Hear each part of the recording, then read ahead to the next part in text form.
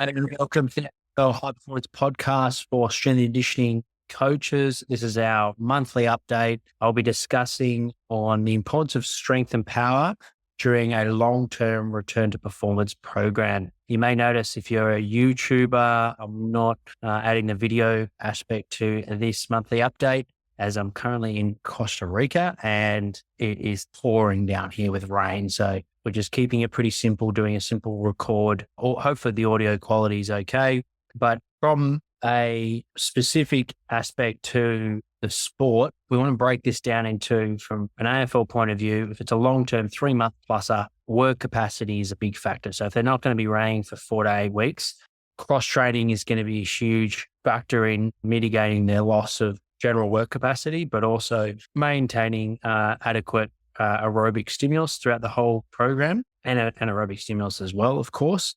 And maintaining a general physical shape is really important. NRL or more high intensity action based sports with lower volume, muscle mass is going to be critical due to the contact nature of the game, particularly our forward pack.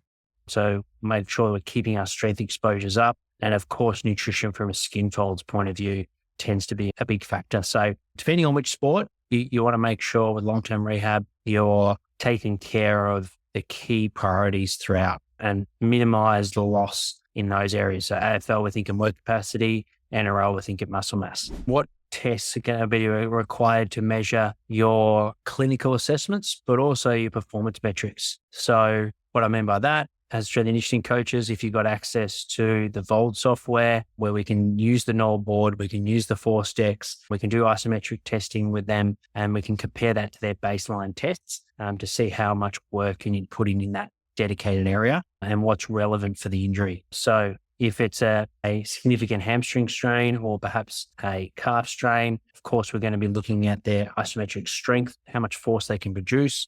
We're going to look at their rate of force development with their jumps, so counter movement jumps, and then in the later stages, their reactive strength and also their rate of force development from an isometric point of view. How much force can they generate in a rapid period of time? And how does that compare with their pre-injury data? And that gives us confidence to progress them faster or to spend more time working on developing those qualities. So they're actually better than when the athlete was previously. So there should be typically 5 phases of your return to performance. So we've got the recovery phase, the run before you run phase, reloading when you're getting back to running, high intensity actions, which is things like sprinting, agility, jumping, and then the last stage where you integrate into training. Every phase is important. Every phase helps the next phase. And if your injury doesn't go to plan, it doesn't necessarily mean what you did in the last session. It can be what you did in the previous phase that didn't set you up to succeed. So it's really important that from an athlete perspective, or if you're a parent of an athlete, that you respect each phase and give your best effort to every one of those phases. Now, within that, you need to have the professional support, I believe, to give yourself your best chance at reducing the time that you spend in rehab,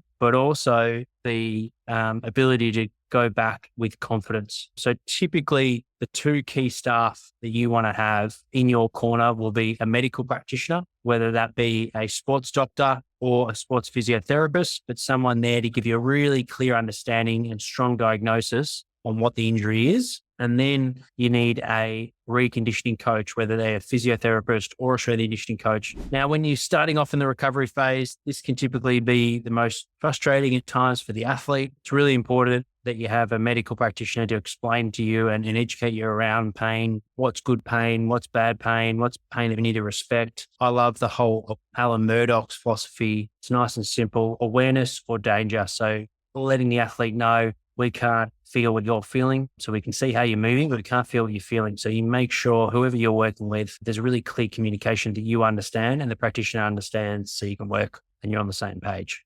Because no program in rehab is going to be linear and clean. It's going to be messy. It's going to require changes on the fly. So it's really important that the communication is accurate and consistent all the way through. So awareness and danger, that just simply means if there's awareness of the area, we expect that. We're stressing that area. We're creating adaptation. We expect them to be awareness. And in some scales, you could say awareness could be a low level pain up until 3. So we're comfortable with that. If it's danger, i.e. your function or your performance is impaired due to the injury, that's where we need to make a change. So if you're doing a lift in the gym and you feel that area, whether it be a hamstring strain, calf strain, knee injury, shoulder injury, that injury is actually limiting your ability to perform in that function and it's getting worse, then you need to communicate that to the coach. And then you make a change, whether it be the exercise selection or the intensity, for example. So the run before run phase is something they'll learn off Alex Natira, where we're hitting positions from an isometric point of view and drilling point of view that mimic the positions and postures that you'll hit when you run. And therefore, when you do run, it will feel really familiar. From a neuromuscular coordination point of view, it feels like you've been running already. From a